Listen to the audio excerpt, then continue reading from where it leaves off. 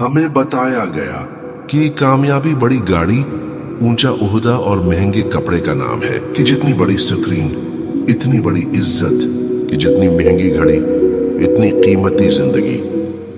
لیکن قرآن کچھ اور کہتا ہے، وَالْآخِرَةُ خَيْرٌ وَأَبْقَى، اور آخرت بہتر ہے اور زیادہ باقی رہنے والی ہے۔